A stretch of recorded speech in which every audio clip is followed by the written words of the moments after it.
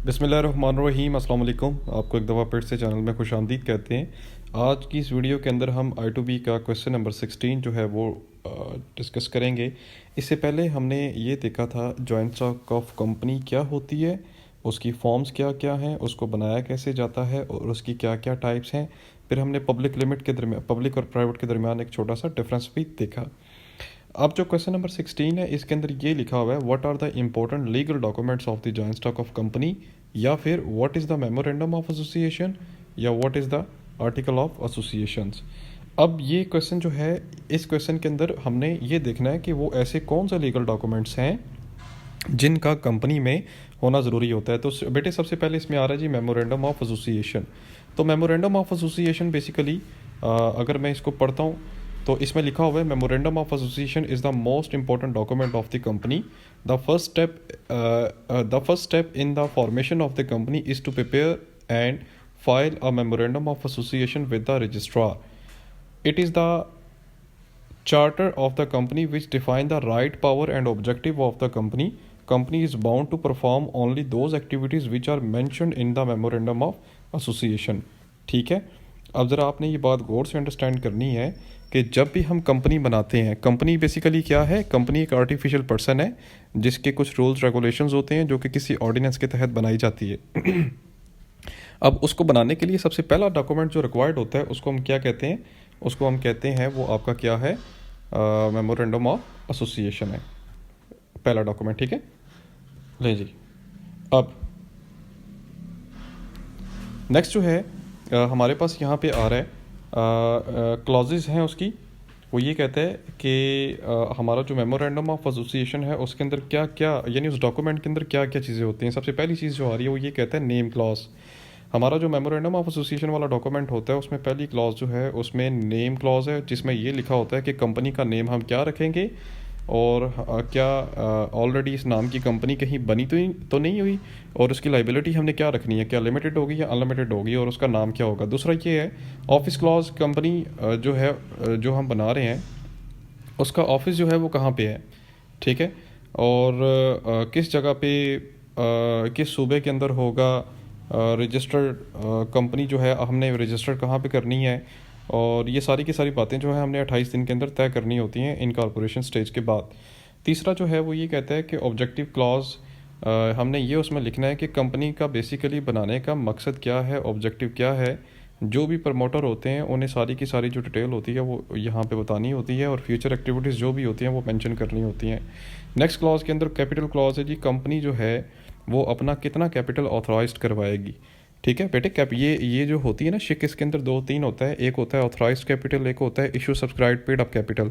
Authorised capital होता है कि आप बताते हो जी हम इतना कैपिटल जो है वो कलेक्ट करना चाह रहे हैं, फिर उसके बाद आपको मंजूरी मिलती है कि कितना आप इशू कर सकते हैं, कितना सब्सक्राइब कर सकते हैं और कितना पेड अप होता है। खैर, next one is the liability clause की बात कर रहा है। लाइबिलिटी के अंदर आपने ये बात मेंशन करनी होती है कि आप अपनी कंपनी के अंदर लाइबिलिटी कौन सी रखेंगे, कितनी रखेंगे, क्या वो लिमिटेड बाय गारंटी होगी या लिमिटेड बाय शेयर्स होगी। कंसेंट क्लॉज की बात करें जी, कंसेंट क्लॉज के अंदर ये लिखा होता है कि जितने भी डायरेक्टर्स जो हैं क्या उनकी कंसेंट शामिल है, क्या उनकी रजामंदी शामिल है भी है कि नहीं है। नेक्स्ट वन इज़ द, वो ये कहता है alteration in memorandum of association, के अगर आपने मेमोरेंडम ऑफ एसोसिएशन वाला डॉक्यूमेंट बनाकर भेज दी है, उसके अंदर अगर आपने तब्दीली करनी है या कोई चेंज करना है तो आप कैसे करेंगे। वो ये कहता है कि आप जो है एक स्पेशल रेजोल्यूशन पास करते हैं, ठीक है, और कोर्ट के थ्रू उसको अप्रूव करवाते हैं, और आपने रजिस्ट्रार को पहले इन्फॉर्म करना होता है। दूसरा इंपॉर्टेंट डॉक्यूमेंट आ रहा है जी, उसको हम कहते हैं आर्टिकल ऑफ एसोसिएशन। अब आर्टिकल ऑफ एसोसिएशन के अंदर क्या होता है, वो ये कहता है कि जब कंपनी हमारी बनती है तो ये सेकंड इम्पॉर्टेंट डॉक्यूमेंट होता है जो कि कंपनी की फाइनलाइजेशन के लिए रजिस्ट्रार को जमा करवाना ज़रूरी होता है। अब इसके अंदर रूल्स एंड रेगुलेशंस होते हैं इंटरनल मैनेजमेंट को डील करने के लिए। ठीक है, मेमोरेंडम के अंदर क्या होता है कि एक्सटर्नल पब्लिक या अफेयर्स को आप डील करते हैं, और आर्टिकल ऑफ एसोसिएशन के अंदर, आर्टिकल ऑफ एसोसिएशन वाले डॉक्यूमेंट के अंदर क्या होता है कि इंटरनल कंपनी की जो मैनेजमेंट है उसको आप कैसे डील कर रहे हैं या कैसे चलाते हैं। अब देखें जी, इसके दूसरे पैराग्राफ में लिखा होता है, it defines the power rights of the director, officers and share holders, it is subsidiary of memorandum of association, no any rule can be framed with against the memorandum of association. In simple word, memorandum of association determine what to do and article of association determine how to do. यानी इसमें बात वो ये कर रहा है कि memorandum के अंदर हमने ये बात लिखी होती है कि हमने क्या करना है, और आर्टिकल के अंदर ये बात लिखी होती है कि हमने उसको कैसे लेकर चलना है। आगे वो ये कहते हैं content of the article of association. Article of association के अंदर क्या क्या उसके कंटेंट होते हैं, क्या क्या चीज़ें हैं।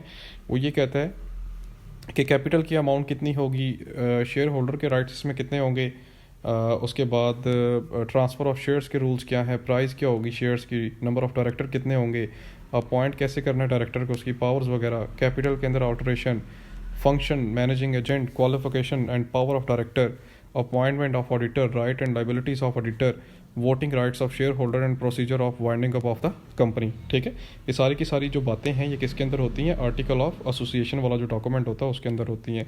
लास्ट पे ये दो लिखी हुई हैं, declaration of dividend and method of calling the meeting of the share holder. ये भी चीज़ जो है, ये 15 इसके जो कंटेंट हैं ये उसके अंदर मेंशन होते हैं।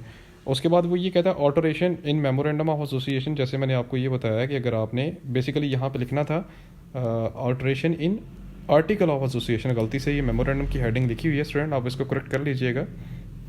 अगर आपने इसके अंदर भी तब्दीली लेकर आनी है तो आप जनाब एक वो क्या कहते हैं ऑर्डिनेंस के अकॉर्डिंग एक स्पेशल रेजोल्यूशन पास करवाएं, लेकिन इसके अंदर तब्दीली जो भी होगी वो मेमोरेंडम ऑफ एसोसिएशन के ख़िलाफ़ नहीं होनी चाहिए, उसके अगेंस्ट नहीं होनी चाहिए।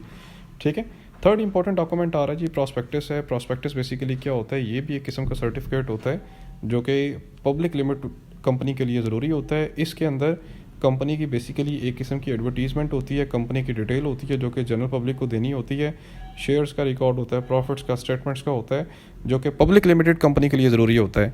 याद रहे मैं बार बार आपसे ये बात कर रहा हूँ कि पब्लिक के लिए ज़रूरी होता है, प्राइवेट के लिए ज़रूरी इतना नहीं होता। वो कर दे तो ठीक है, ना करे तो फ़र्क नहीं पड़ता।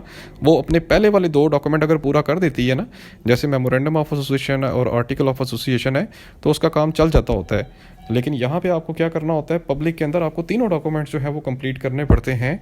और वो 3 डॉक्यूमेंट्स कौन से हैं, बोले मेरे साथ ज़रा, memorandum of association, article of association and third one is the prospectus.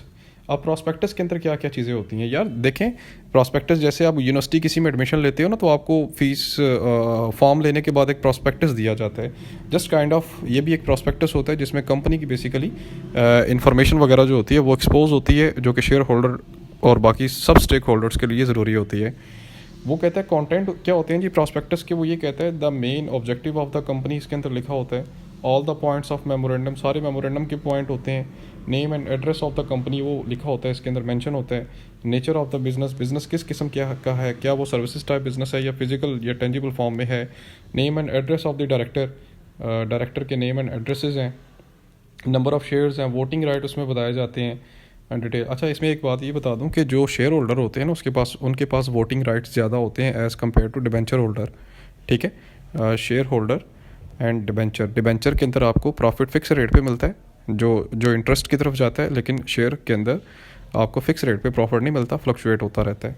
ठीक है, उसके बाद वो ये कहता है the amount of under writer commission, amount of premium, name of bank, duration, restriction, amount, ये सारी की सारी सेल्फ स्टडी है बेटे, आपने इसको पढ़ लेना है। ये सारी की सारी बातें आपने पेपर में ज़रूर मेंशन करनी है, ये आपकी प्रॉस्पेक्टस के अंदर चीज़ें लिखी होती हैं। वो आगे वो ये कहता है statement in lieu of prospectus की बात कर रहा है। लेकिन जी बड़ा इंपॉर्टेंट ये पैराग्राफ है, ठीक है, ये अक्सर पेपर में दे देता होता है 5 नंबर का कि what do you mean by statement in lieu of prospectus. कहता है if a company has not issued the prospectus on its formation then it must file a statement in lieu of prospectus with the registrar of the company. कहता है अगर company ने अभी तक prospectus issue नहीं किया फॉर्मेशन के बाद, तो उसको एक स्टेटमेंट देनी पड़ती है रजिस्ट्रार को, जिसको हम कहते हैं statement in lieu of prospectus. It provide the information like prospectus.